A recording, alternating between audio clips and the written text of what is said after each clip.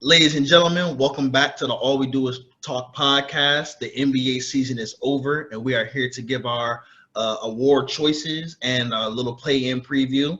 How you guys doing today? That's good. We got Christian with us. How you doing, Moody? How you doing, Christian? Hey, thanks for having me. Christian Cubis here. I can't wait. Couldn't be happier that the season's over. That's all I feel. Hey, it's only sad that two people here don't have teams going to the playoffs. So Hey, don't talk too soon. I'm not nervous. We'll But soon. before we get to that, let's start with these awards. So I guess we're going to start with the Coach of the Year. Yeah, Coach of the Year. I think this is I think this is a clear runaway. Taylor Jenkins of the Memphis Grizzlies should be the no doubt Coach of the Year. The team had a 90% winning percentage without 80. their best. It was 80, 20-5. The official number is 20 and 5. All right, so 80% winning percentage without their best player. They were the best team. They were a great team with their best player. They were the best team in the league without him. That's only because of your coaching. I think Taylor Jenkins is a clear one runaway. Yeah, I'm just gonna say I agree with that. He's third place in this book that I'm looking at right now. Mm-hmm. But I do believe that if you go 20 and 5 without your best player, you coaching up. You did the job. The player development is amazing, and the players that have and the others outside players that they have been drafted and developed, the slow-mos and the Steven Adams, they fit right away. So it shows that he could coach veterans and young guys. So I mean, good on to him. I just think he deserves it. And if I had, Christian, who would you go ahead and pick? Yeah, that's a great pick. For my pick, I would just honestly choose Monty Williams, just because amazing year for the Suns. Even with Chris Paul was injured for a little bit, Devin Booker was injured for a little bit, and you could just see the amazing chemistry they have. But 64 wins in the season, that sounds unreal. But I think it was 64, maybe, I don't know. I'm pretty sure the most by far, and they robbed them out of it last year. So yeah. I definitely think they gave it to Thibodeau, and we clearly see that was nonsense. No, he did a job. Thibodeau did a good job last year. Julius Randle played way above this. They had a guys who was playing way above their heads, and they had one crazy season. They got sent home in the first round. But yeah, I do think that sucks for Monty because I do believe he should have had it this year or last year. Yeah. But I just can't look past 20 and 5. Yeah, it's unfortunate. He should have won it last year, and I'm not going to give it to him this year because he should have won it last year. If I'm being honest, I actually like the job that Ime Udoka did with the Boston Celtics more than the job that Monty Williams did. His team was already good. He would be my runner-up. Yeah. So I feel sorry for Monty Williams. Ime Udoka's the runner-up. My runner-up will be Eric Spoelstra from the Miami Heat. Top 15 coach ever. We already know that, but they're Jimmy Butler's trying to fight him this year. Exactly. You saw Udonis Haslem stood up and was like, whoa, not my man Eric. We've won championships. You're not gonna roll up with my man Eric like that. But Miami's had a bunch of injuries. They've been one of the more injury-riddled teams all year. Bam missed some time. Jimmy's missed some time. Kyle missed some time. And they won the Eastern Conference. And they won it. They literally had to have a terrible stretch of the season to even come close to losing it. Just a fantastic coaching job by him. The Miami culture, we all know, is very, very big, and I think Spoelstra's a big part of that. All right, Christian, a runner-up that you want to toss out there? Yeah, my runner-up was your guys' number one, Taylor Jenkins, obviously. Repeating what you said, amazing. Yeah. All right, that's cool for that. And so let's move on to the next award, the Most Improved Player, which I made a preseason prediction that I believe will stand true, and I'll be right on this. Last year I was right on the Sixth Man of the Year. Mm-hmm. This year I'll be right on this one, but I'll let y'all go first. All right, my most improved player, I'm going to give it to Darius Garland from the Cleveland Cavaliers. A little upset pick for the award. I think he came from a lower floor to where he ended up. All-star this year. Cleveland could be in the playoffs for the first time since without LeBron since like the 90s. We'll see. But we'll see. Unfortunately, the injuries have come for them, and now they're fighting for a play-in tournament. But overall, I think he's just been fantastic. He's been the puppet master for that entire team. Jared Allen, Evan Mobley, Kevin Love all had fantastic efficiency seasons, most off of him, setting the table for guys who can't create for themselves. Yeah, I mean, to piggyback on your argument, I'm going to pick a player that came from that made a jump into a higher tier than we thought he was going to be in. Now, it's easy to Ja is the betting favorite, but he had superstar potential from the start. Yeah. So he just accomplished it and showed it off this year. So I'm actually going to go with his teammate, Desmond Baines, because I believe he has made the jump from being – last year he was rookie last year. Yeah. Practically non-existent. Got some burn, but mainly a defensive stopper. This year we've seen that he is probably the best 3-and-D player in the league. at this Arguably. moment. Great on defense, really efficient, and was the key catalyst for when they were winning without John Morant. And all I know is preseason, I picked someone from this team to win the award. Mm-hmm. I was saying Ja and Triple J last year. Triple J, who actually really improved a lot this year too. But I believe Desmond Baines is actually, I think he's fourth on this book, but I think he has a good chance to win it. Yeah, that's great. But I do like the pick of Darius Garland. Just going back to what you guys said, Cavs did amazing the first half of the year, being number one in the East. But my pick for most improved would actually be Miles Bridges from the Hornets, just because That's another great one. He's been, even an all-star just because of some injuries, but even making that position, averaging up to 20 points a game, he's made a great piece for the Hornets.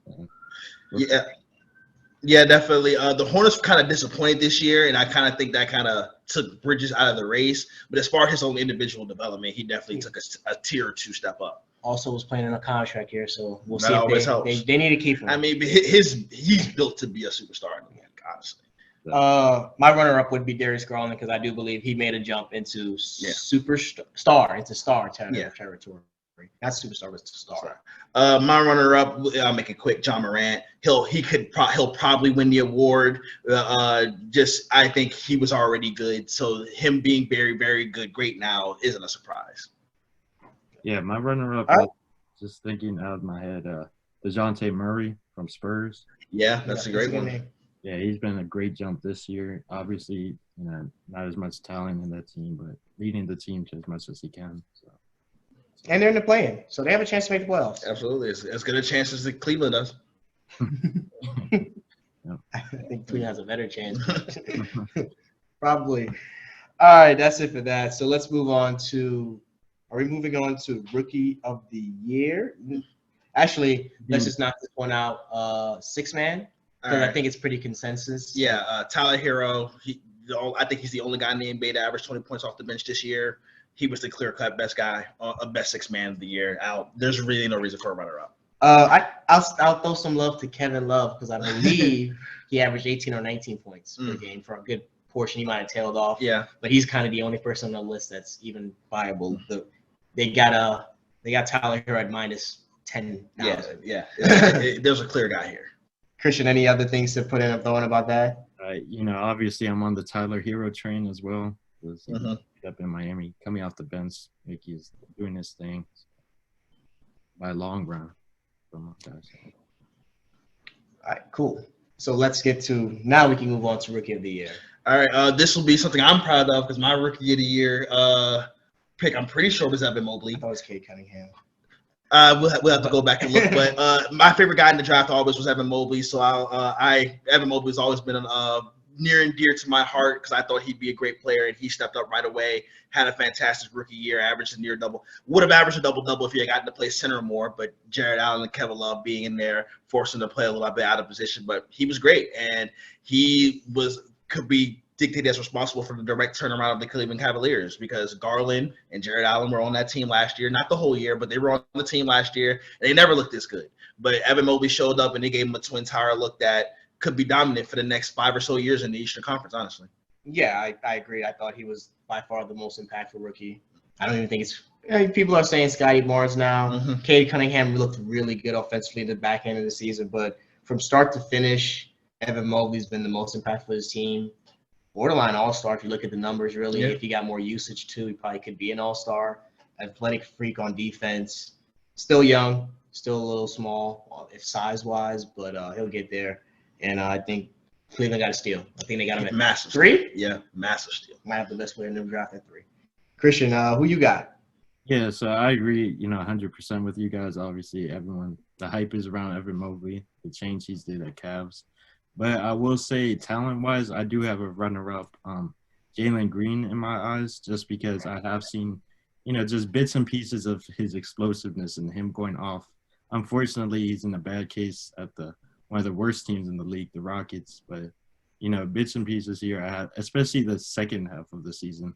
He's been going off up in 30, 40. He's a bucket. Post All-Star break, he was spectacular. It took him a while to kind of figure out the NBA game, but once he got it, and once I think Steve Silas started trusting him to be more of the playmaker on that team, he took off and he flourished, and you saw what he's capable of. Yeah.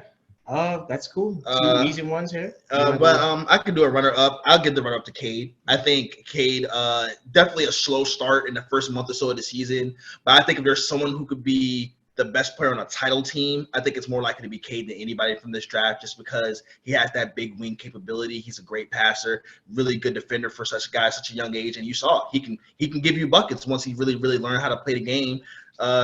Detroit's got to find a way to get off of Jeremy Grant so they can let Cade Cunningham be the Jeremy star. Grant could fit with Cade Cunningham, but he doesn't want to. He wants to be the number one option to take all the shots. You don't know that. You don't talk to him. No, that's what he said. He said this. No, when Cade proves to him that he's way better than him, he'll see it over the spot. I think Cade's better now. We'll see. Yeah. So we'll close that up there and move on to one of the harder awards to hand out every year, the DPOY. I feel like Rudy Gobert's won it 3 times. He's good at what he does, but he has flaws. We've seen guys have won it lots of times and still get cooked up. So how do we feel about the DPOY? I'm going to go with Giannis here because I'm not going to give him the MVP, and he's going to get one of those 2 awards. So I'm going to go ahead and hand out. He's probably the most impactful defender in the NBA. They coasted this year, and they still were a comfortable 3 seed. They could have been better if they chose to be. They could have been even better. And they were hurt. And no Brook. We know, yeah, exactly. No Brook all year, so Giannis had to take an even larger role on the defensive end as well. And he's shown. You can make an argument he was the most improved player. Just for the steps every year. Exactly. Unfortunately, exactly. It's just from the steps he took. But yeah, my DPOY this year will be Giannis Antetokounmpo for his second. Giannis will be my runner-up. So you already said enough about him. He was great. Giannis is always top 3 defensively. Yeah. Just by showing up. He plays lots of games, so that gets the job done. But I'm gonna go with a sleeper, and I'm gonna pick Mr. Mikel Bridges. Okay. I believe the stat I saw today is all the 20-point plus per game scorers were held to 35% when guarded by Mikel Bridges. Is the stat I saw this year. That's an unbelievable stat. That's an unbelievable stat. That's fantastic. I believe that and I had him on my fantasy team, so I actually saw the numbers that he gets. I watched him a lot more than usual. I was always higher on Miles Bridges because I think he has offensive potential, but Mikel Bridges looks like he's an elite wing defender, and he's going to be that for years to come. It's hard because they like to give this award to bigs like Giannis and Rudy Gobert because they have blocks. But, I mean, if you look at the analytics, and that's what it's supposed to be now, that's apparently what everybody's pushing for. And we'll talk about that later for the MVP. But, I mean, I just seen that this guy can play defense. And he played 82 games every year. He's actually played every 2 games every year his entire career. That's what he do. Except for the 1 year there weren't 82 games. So, yeah. Go ahead, Christian. You got it. All right, so for mine, I actually agreed with Moody. I have Giannis Antetokounmpo, the Greek Freak, as mine, obviously, because he's a game changer when on the court compared to off the court. And in the paint, no easy layups for him at all. They get sent to the, halfway across the stadium. So that's just my choice right there. Unfortunately for a guy like Mikel Bridges, Giannis, Anthony Davis, Draymond, guys, you have to be able to defend on the perimeter and in the paint. So I think to be able to be a true DPOY. Hey, he's 3rd place in this book. But hey, he's got a chance. Only plus 500. He's got a chance. It's going to be weird.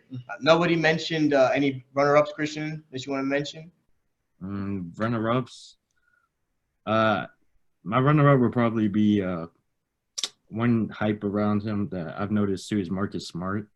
Just because the amazing defensive year, especially even as a guard, it's one of the hardest positions. He's a leader. Yeah, so especially where Boston is standing right now in playoffs, they've done an amazing jump, just all around. Surprisingly, he's the favorite. Marcus Smart's the favorite to win. They've gotten a lot of hype behind Marcus Smart. I think it's overhyped because I've watched some film that breakdown that said that they kind of like funnel the defensive assignments that they need, the way they need to make Marcus look better. So you're saying they're scheming it? They're scheming him better. Kind of happens with Bridges too, but yeah, I understand. But Bridges plays wing defender, so that's I can agree with both arguments. So yeah, Giannis will probably win it because though he's not getting the MVP. But I think my runner-up until he got hurt would have been Jared Allen. Jared Allen might have been the betting favorite before he suffered that finger injury. And it shows now. Cleveland was dominant on defense before he went down. But my runner-up now would be Triple J, Jaron Jackson Jr. from the Memphis Grizzlies. I think he was either the leader or one top 2 in blocks this year. He really showed an ability to be a dominant weak side defender. And on a Memphis team that was dominant on defense and 20-5 record without their best player, him, although he may have been jumped for the second best player at this point, he's might be third now. As he still showed the ability. He can affect the game in multiple different ways on the defensive end with his length and his size and his athleticism. One name that just randomly popped into my head was Robert Williams. He's actually a menace on defense. He's ridiculous, especially in that 2K game we played the other day. He was particularly a menace. But I just don't think he, at the beginning of the year and at the end of the year, he didn't have the consistency. He just didn't have enough all year. All right, that's cool. So I guess it's time to get to the main one. Yeah. The 2021-22 MVP. I'm gonna go first because I think Moody's gonna go with Jokic. I don't know, but I'm gonna go actually with Giannis because I think he's the MVP. I think he put up the Jokic, Giannis, and Embiid put up ridiculous numbers all around. So you're splitting hairs with the numbers; they all got ridiculous numbers. But I think Giannis led the best team, and he leads the best team because he's probably the best leader, the best player in the league. And I think he had the best record of all of them, too. Yeah. So he dealt with some injuries to Jrue Holiday in and out the lineup. Brook Lopez gone, so they kind of have to change up their defensive philosophy, even though Bobby Portis had a great season. But I think Giannis I thought Giannis will be the MVP. I think it's close. I think it's all close. But I think his defense puts him over the top of both guys. And we saw him against Giannis is going to fall into the prime LeBron trap. He's obviously the best player in the league. But he's still trying. No, I saw lots of coasting. I saw lots of coasting from that team this year. I saw them win. Now, they didn't win games at the level that Memphis won games, but they didn't need Giannis to win games. So that's another thing I got to point in there as well. Brook Lopez. But Giannis is a great candidate. Definitely in the top 3, definitely can win it. My MVP is going to be actually Joel Embiid. First center to win the scoring title since Shaquille O'Neal did it in 2000. The first center to average 30 points a game since like the 80s. We didn't know what this Philadelphia team was going to be going into the year. And in a dominant Eastern Conference, they still managed to come out and get home court advantage throughout the year with a bunch of roster changes.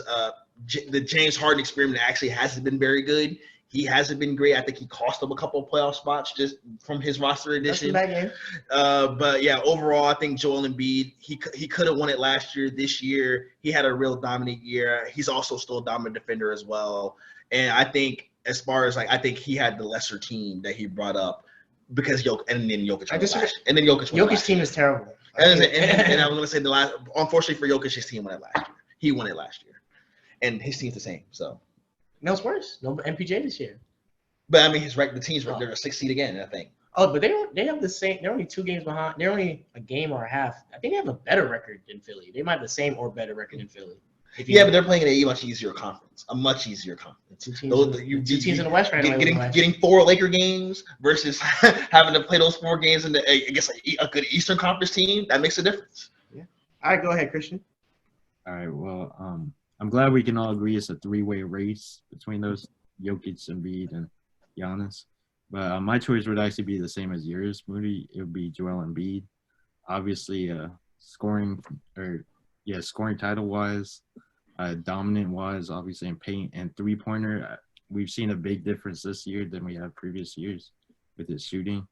And, personally, I think Seth Curry and Andre Drummond were making a way bigger game changer than Harden as of right now, so we'll see how that works in playoffs. But overall, Sixers have been doing great, and Tobias Harris finally stepping up, so getting that money's worth on that contract. So, but Embiid's definitely a game changer for that, so he's my MVP.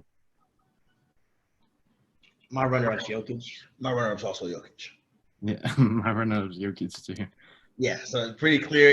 If Jokic didn't win it last year, he probably would get it this year. That's the unfortunate position that Jokic is in. We know his advanced metrics are ridiculous. We know, in terms of the overall impact on the game, you could argue that no one impacts the game for their team more than Nikola Jokic does. Obviously, he took a bad team to the playoffs, but hey, it's sometimes voter fatigue gets you. I don't know if he should get. I don't know if he was so dominant that he should be a back-to-back MVP. And they go against Jazz, correct? The first round. No, they got Golden State. They got Golden State. We'll get to that. We'll definitely get to that. But that's it for the awards. So let's go ahead and knock out this play-in tournament. Where's the All right, so the first play-in game will be tomorrow, 7:00. Cavs versus Nets. I don't think the Cavs will be getting Jared Allen back. I think they ruled him out for the play-in tournament. So just be Garland and Mobley trying to knock off KD and Kyrie. Isaiah, as our resident Nets fan, give us the preview. What you think's gonna happen? Nets win and they go on to play the Boston Celtics in the first round. Rematch of last year. Rematch of last year. So that's why I'll go that way. You want to just do both Eastern Conference games since we could just fully predict that. I mean, I had it up right here, but yeah. No, that's fine. You could go. We could go game by game. The other 7-8 game tomorrow night will be the Clippers at the Minnesota Timberwolves as well. So those will be the two games on. But I'll go ahead and pick Cavs versus Nets. Obviously, I'll take the Nets. If the Cavs had Jared Allen, this might be a different answer because they've shown that they match up really well with Brooklyn when they have all their pieces available, but they don't. So unfortunately for them, Kevin Durant will just be too good for Darius Garland and Evan Mobley to overcome. Kyrie Irving's there too. They have a better overall roster. It's unfortunate for Cleveland that they're in this position. Maybe they can win the next game. Christian, who you got? Nets, Cavs? I got Nets, obviously. Yeah, it's a simple case: a better team versus a good team. So, we'll see what they have to do. As the HC Warriors had to find out last year, you hate to be playing a championship team with a top 5 player on the road in a do or die game. You don't want to be in that situation. You want to be the young team playing the easy lick in the first game. So it's tough for Cleveland. Now, what else we got? All right, so for the night game, the Clippers will go on the road to play the Minnesota Timberwolves to determine who will be the 7th seed and play Memphis in the first round. But Paul George being healthy, I'm going to take the Clippers here. Minnesota's got to prove it. They've had a really, really good season, 46-36. Their starting 5 has as good as metrics as like the Memphis Grizzlies starting 5, as the Phoenix Suns starting 5. When all 5 of their guys are out there, they're one of the better teams in the league. But unfortunately, they have no depth. And I think that's where the Clippers are at their very best. They're one of the deeper rosters in the league. Paul George is back. He'll be the best player on the court, I expect. And I think Ty Lue's one hell of a coach. I expect him to go in there in big game and get it done. Yeah, I'm going to finish the finesse triumphant and say the Clippers go ahead and skip through all the season and jump right into 7 and move on to go play the Memphis Grizzlies. It's crazy because the play-in tournament is supposed to make the regular season matter more. Now it matters less. You really could just skip the whole year and just be healthy at the end. That's all you got to do. Christian, who you got? Personally, I'd say the Timberwolves. But honestly, I think it'll be real close. It'll probably end up, like Moody said, depending on depth. Just because, Clippers, obviously, they got Luke Kennard coming off the bench. Obviously, that's a dangerous weapon. Got Norman Powell back. Getting Norman Powell back. Man, I'm pretty sure comes off the bench. Yeah, and those 3 right there, obviously lethal weapons compared to just I really, I'm hoping to see Cat go off. Obviously, I've been cheering him on this year. It's been a big jump. Isaiah's been calling it since the beginning of the season, actually. So he has. I did pick Minnesota to be in the playoffs, but I feel sad for them, like you feel sad for Cleveland. Because I think things might have just not broke right. It might not break right for them, but maybe they'll be fine considering our 9-10 matchups that we got on Wednesday. So Christian, you're going with?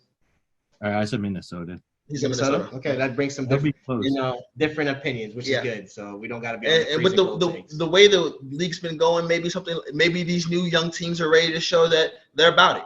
We'll see. Or not. All right. So moving on to Wednesday, the early 7:00 9-10 game, the first do or die game of the playoff season. The Charlotte Hornets will travel on the road for their second straight play-in tournament to go see the Atlanta Hawks, who were in the conference finals last year. Obviously, had a really disappointing season this season. This one is really tough for me. Yeah, actually, it's very difficult. Really, really tough. But apparently Gordon Hayward is out, and he's done for the rest of the season. Yes, he is. So I'm just going to take the team that's been there, done that, and played in some big-time games. And it hurts me. I know it breaks your heart pick against LaMelo. I know it do. Him and Bridges, I'd like to see those guys in the playoffs, but I think they were here last year, and they kind of got mollywopped, demolished, destroyed. They're probably not built for this moment. I don't care. I'm taking the Hornets. I'm going to take the Hornets. I think LaMelo is better than Trae Young. And he'll rise above. I think Miles Bridges is a better number 2. than anything that Atlanta's got. And that's the only difference that I'm going to go with. And maybe we get a big game for Scary Terry, who's been there, done that before. Now, I would like to check on the health of John Collins. He's not playing. He's not playing. That is a massive loss for the Atlanta Hawks, but I'm still going to take Atlanta to win the game against Charlotte. It's all about trusting big games. It's all about guys who have shown the ability to rise above in the biggest moments to be able to get the job done. The Hornets, it might just need another year. They had to get off the Gordon Hayward contract and add some more. I would love that. That sounds amazing. But I add some secondary pieces, some more quality depth pieces, because I think that's what their biggest issue is right now. They're top heavy, and they don't really have much at the big man spot. Now that won't be a huge issue against Atlanta, but I think I think Trae Young's big game experience and his tendency to show up big in big games will get them over the top, especially at home. What do you think, Christian? Yeah, I agree with you, Moody. Ice Trae obviously has been there, going to bring it cold, obviously, that night. But I personally think the pieces around him, Kevin Porter. Yeah, him. What else did they have? Don't they have Gallinari's brother? Gallinari, DeAndre Hunter, Bogdanovich brother, yeah. So just, being in that experience, especially from last season, is a big game changer as compared to, obviously, Hornets being a young team. But I won't sleep on their bench for the Hornets because, they added Montrezl Harrell, and Terry Rozier coming off the bench obviously is going to be lethal. Kelly Oubre off the bench as well. So they do have a lot of pieces. It'll be really close. But personally, I think the Hawks are going to do it.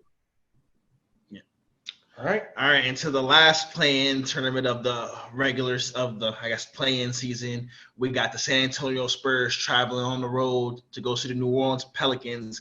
My face exactly, Christian. This is, this is what we get to see here at the 9-10 spot. I'll make this easy. I think San Antonio is going to send New Orleans home early. New Orleans had a great run. The C.J. McCollum trade was a home run. They were 1-12, and they fall all the way back to take the 9 spot and give themselves a legit opportunity at the playoffs. But I think San Antonio is just better coached.